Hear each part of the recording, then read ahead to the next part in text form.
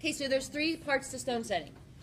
I'm going to show you the first 2 parts, and then the final part where you actually set the stone where it's stuck in there permanently. I'm going to show you later in the week, because that should be the last step that you do for this project. All right, so first step is getting a piece of bezel wire. It's already pre-cut. It's up at my desk. It's just a thin wire strip, and you use that to go around your stone. So the way that you do that, this is what yours will look like. Yours are kind of bigger. I'm going to do it on a small one just so I don't waste one of those larger stones, okay?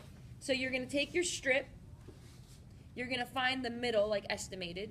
And do you see how there's a long side and a short side because it's an oval? I want you to start on the longer sides and end on the longer sides. I'll show you what I mean in just a second.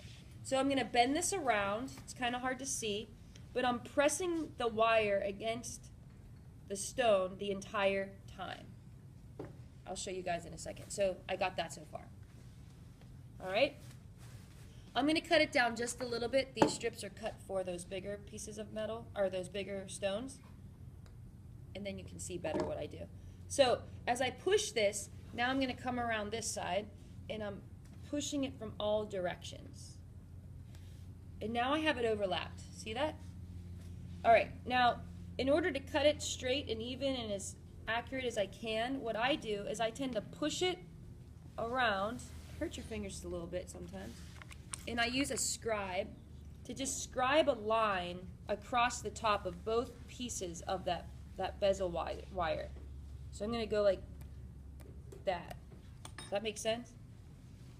It's really hard to see, but I drew like a line across the 2 tops of the bezel wire so that when I take it off the stone, I can line it up, and I'm going to cut through both pieces.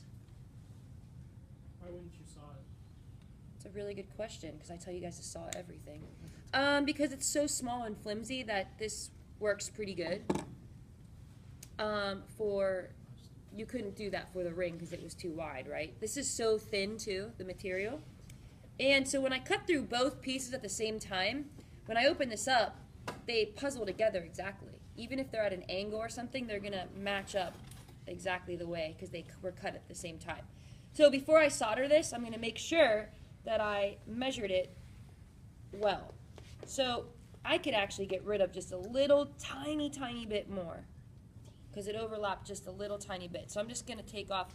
Now you could just file it, or you can sand it, or you could cut it. I'm just going to sand it just a little bit because it's a tiny bit. Okay. Tiny bit.